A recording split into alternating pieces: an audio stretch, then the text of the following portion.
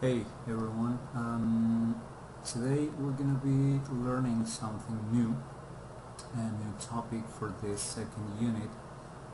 This unit, remember, is about motion in two dimensions, and the topic that we're going to be learning today is kind of a mathematical one, but we're going to use it a lot during the unit, so it's very important that you pay attention. You can go back in the video and watch it again if you need to, but make sure you get the idea and the concept that we're going to be discussing.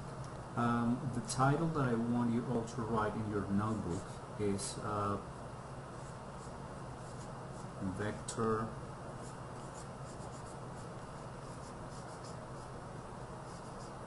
components, right? We're going to be using the notebook today, so it's very important that you have it with you, that you write whatever I ask you to write, because those are going to be your notes for, I don't know, when you're studying for your exams, and it's very important that you have them complete and nice. So, this is the topic, vector components. The objectives for today are, well, first we're going to discuss what is a vector, because we haven't discussed that. Probably you remember that from last year, but we're going to refresh a little bit. Then we're going to discuss what are the components of a vector. We need two components. We need to know what those components are, so we know why they're useful and why we need them. The third one is we're going to discuss how to determine a vector's component. Vectors component, which is the mathematical part, and then we're going to talk about how to apply it, or what other things other than just finding the components of a vector. We need to know how we can use those in physics and why are they useful. So hopefully those four things we're gonna cover today. Okay, so let's discuss our first question, and that question is what is a vector? In physics, the physical variables that we have can be divided into one type that we call scalar, and another one that we call vector.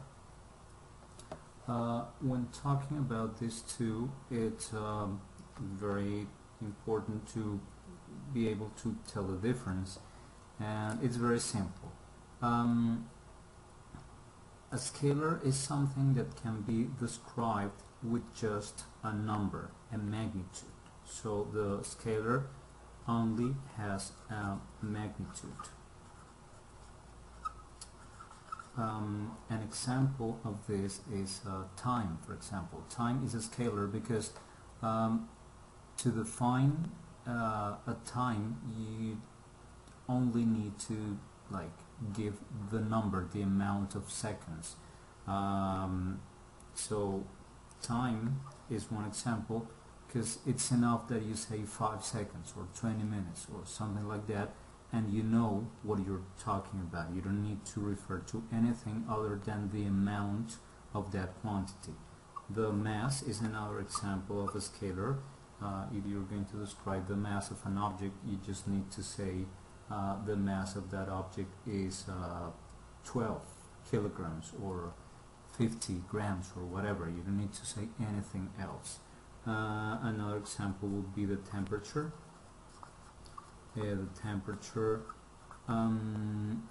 is just defined by a number. You don't need anything else. 5 Celsius degrees, or 20 Kelvin, or 100 Fahrenheit. That's usually how you describe scalars, just by giving a number. Vectors, on the other hand, have two things. They do have a magnitude, so you need a number, but they also have a direction, and that's very important. That is what makes a vector more complex than a scalar. So a vector is an example of a vector can be the velocity, for example, and this one is going to be one that we're going to be using a lot.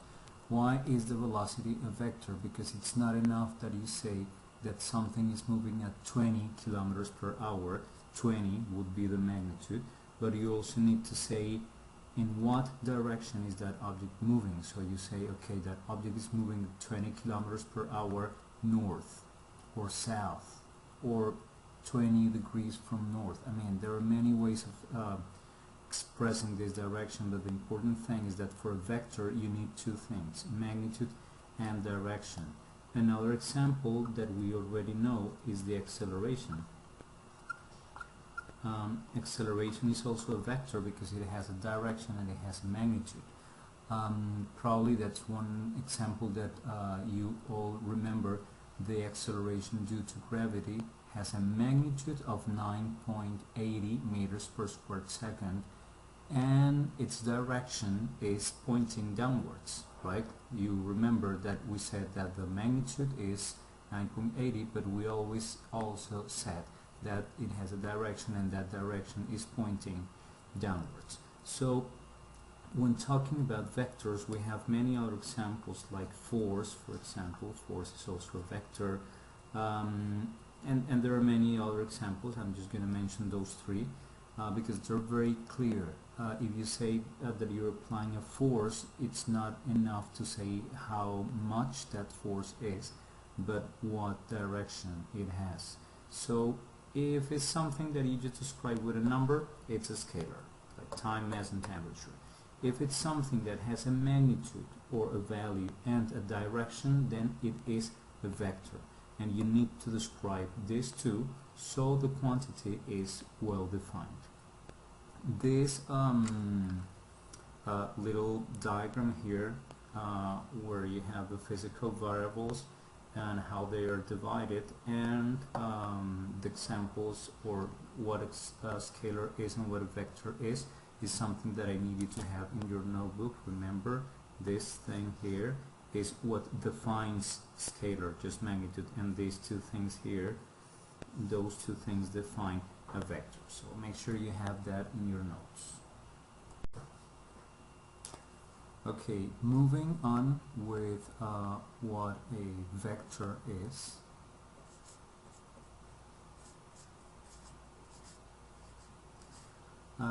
Because vectors have direction and magnitude, we need a way to represent them that can talk about those two qualities, its magnitude and its direction. And the best way that we can do that is by using arrows, because arrows can be short, long, and they can point in different directions. So by using arrows we can say that something is moving to the right, to the left, and by changing the length of the arrow we can express that it is moving at a different velocity.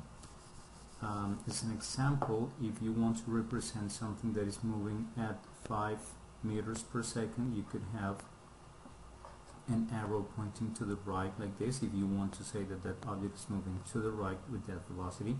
If you want to represent something that is moving at 10 meters per second, you would have to draw something that is twice as long, 10 meters per second, and so on. So I don't know, for example, taking this same scale, probably this would be representing something that is approximately 15 meters per second, and it has a direction that is not obviously to the right or to the left, but it's a kind of diagonal. So if you see, arrows are a very clever, if you want, way of representing how things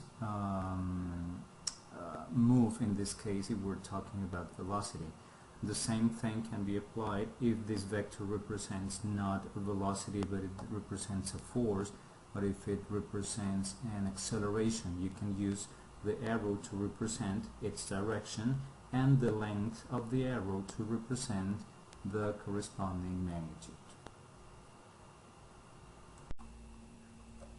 So in your notebook, what I need you to have about this first part of vectors, is that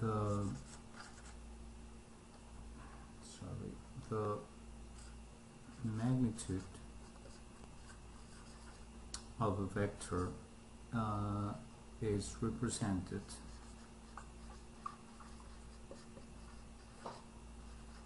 by the length of the arrow and the direction is the same as the arrow's direction.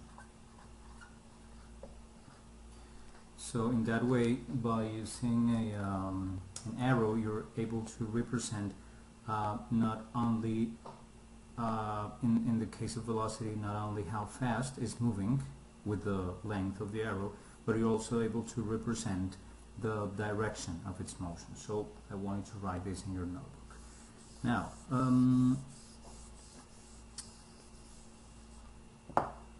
keeping that thought, if I give you, if you remember the animation, the simulation that you worked with, it had a canyon here, right, where different objects were shot and they had this trajectory. And one of the variables that we manipulated was the initial velocity. That initial velocity would be a vector that points in the direction of the angle that you established for that specific object. Remember, we changed the angle. That angle would be measured here, right? And we changed for different angles, right? If you remember, you changed from 0 to 90 degrees. You changed for 8 different angles, and those different angles are obviously the direction of the velocity. And if you were to represent the velocity, well, you would have the arrow changing its length. So if I want to represent something that has this same direction but has a lower velocity, then it would be an arrow pointing in that same direction but shorter. Or if I want to represent something that is moving in that same direction but with a greater speed, then I would have an arrow pointing in that same direction but longer. It's important to notice that this direction here is the direction of the initial velocity. The velocity changes as the trajectory keeps going. So this arrow here is only representing the initial velocity of the different objects. If we change the velocity, then you will change the length of the arrow. So I would like you to have this diagram in your notebook with a little note here saying that in this case the direction is the same, but objects have a different initial speed, right? So right now we pretty much know what scalar is, what a vector is, and we now know that vectors are represented with arrows. That last thought, that vectors are represented with arrows, is going to be extremely important to understand how the next topic that we're going to do actually comes into place. So keep that in mind. Vectors are arrows, and arrows can change in length and in direction. So okay, we're going to move to the next part. Okay, moving on with the next part of our class today. We're going to be talking about what the components of a vector are. We already know what a vector is, and we know that vectors can be represented with arrows. So we have a vector here, right? We have this red vector, which is the arrow that you see there, and we have some information down here. I want you to right now just look at this information. A down here, which is telling you the magnitude of the vector, how long that arrow is. In this case, the vector A is represented up here. You see that it has an arrow on top of it. That's something usual when we're talking about vectors. They don't write just A, they write A with an arrow on top of it, just to clarify that it's not any number or any quantity. It's a vector, so it is expected to have a direction and a magnitude. The other piece of information that I want you to take a look at down here is this angle, which in this case is 45 degrees, which tells you just the separation between the x-axis and the vector itself. So we have 45 degrees here, and we have a vector of 9.3 units. Okay, we're going to try to understand the rest of the information, so I want you to take a look at the diagram. Up here what you have is, well, the vector with its angle, and they have added here two lines, one green line and one yellow line. This green line tells you how long this vector is along the x-axis, right? And this yellow line tells you how tall that vector is along the y-axis. To explain that a little bit better, I'm going to change this position of the vector. So you see how the green line and the yellow line, they change. So if I'm here with a vector that it's like with a big angle, you see how this vector is taller in the y-axis than it is long along the x-axis. So that happens when the vector is very close to the y-axis. It becomes very tall in that axis, but very short in the other axis.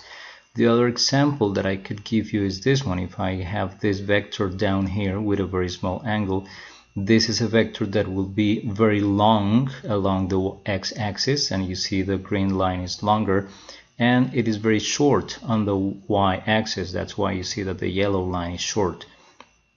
And those two lines will change according to the magnitude and according to the direction of the vector itself. So keeping that in mind, you can start to understand the rest of the information. So I'm gonna put this example here, and let's analyze the information that we have down here. Okay, first thing, we have an angle, a vector which is 7.5 units long. So this 7.5 is basically the length of this red arrow here, and it has an angle of 72 degrees. So that's the basic information. Now the yellow line and the green line, they say here, represent the x component and the y component. So ax is what we call the x component of the vector, and it's a green line, and ay is what we call the y component of the vector, and it's the yellow line. Ax is how long it is along the x-axis, and ay is how tall it is along the y-axis. So now we can understand this, right? it says that AX is 2.4 and AY is 7.2. That means that it is short along the x-axis but very tall along the y-axis. It's only 2.4 here but 7.2 in the other axis, and you can see that reflected on the length of this yellow and green lines that they have here. If I take the vector and I rotate it and I bring it close to the x-axis, you see how things change. Now the green line is very long, it's 6.9 units, and the yellow line is very short, only 0.8 units. So this means that this vector that has 6.9 units as a whole is very long along one of the axes and very short along the other axis. Sorry. If you change this and you give a different angle, you will see how the information down there will change. So in this case we have 8.7 units for the whole vector and 6.5 units along the x-axis and 5.8 units along the y-axis. So these two lines are what we call, or these two lengths, sorry, are what we call the components of the vector.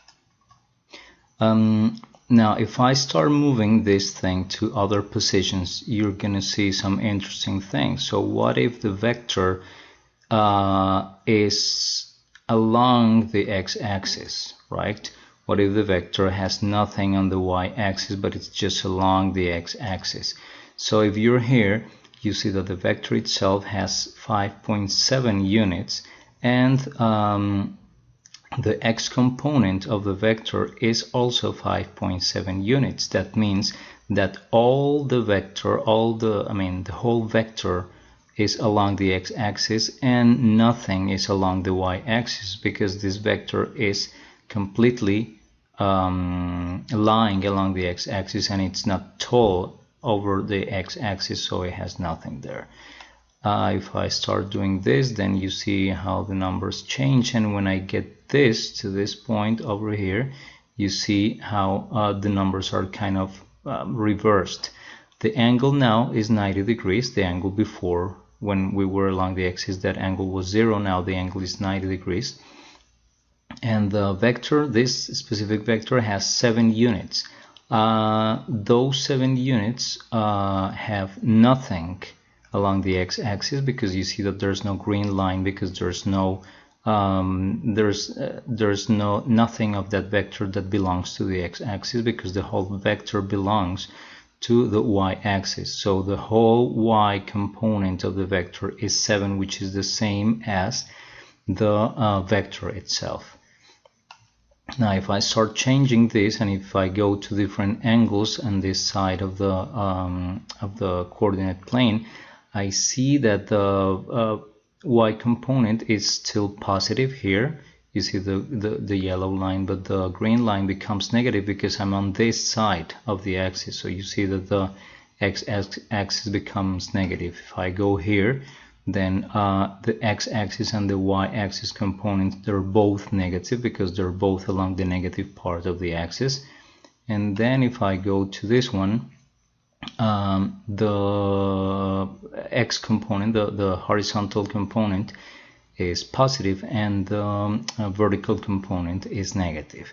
Now, for the purpose of what we're going to be doing, we're going to be working only with vectors along, with vectors within this range, right? Vectors in which the x component and the y component will be positive. So we don't need to worry about those signs now. Okay. Now in your notebook, what I want you to do is the following. I want you to draw some examples of this. The first example is going to be just any vector. Let's say this one. We're going to draw this vector. You're going to draw the axis. You don't need to worry about the divisions, how big or small they are. What I want you to draw basically is the vector itself and the x and the y components with this information down here. So you see that this vector has 8.6 units, an angle of 32 degrees.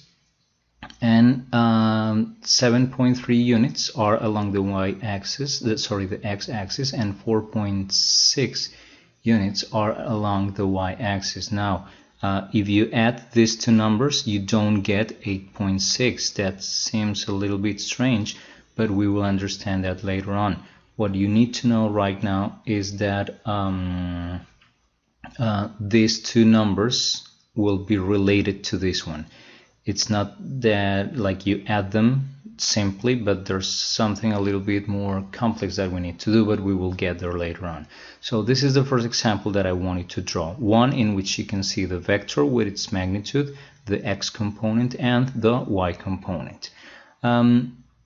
The other example that I wanted to draw is a vector with a low angle. In this vector, you're going to draw, you're going to also, well, draw it and write down this information so you can see how the x component is very long and the y component is very short. So basically draw it and write down this information down here. Then you're going to draw this one to show just like the opposite, a case in which the x component is very short and the y component is very long. Again, draw it. Remember to draw the components and write down the corresponding information for this specific example. That would be example number 3. Example number 4 that you're going to draw is this special case where the where the vector itself is completely along the x-axis, and you see how the angle is 0, and the 6.4 units of the vector are all along the x-axis and there is nothing along the y-axis. That would be example number 4. Again, draw it and draw the corresponding information. And example number 5, that would be the last one, is an example in which the angle is 90 degrees. You see the angle is 90 degrees here, and for 90 degrees you see how the vector, which is 6.5 units in this case, all those 6.5 units are along the y-axis and there is nothing along the x-axis because the vector has nothing in that direction. So under the title vector components, draw those 5 examples, and when you're done, we're gonna move on to the last part of today's lesson.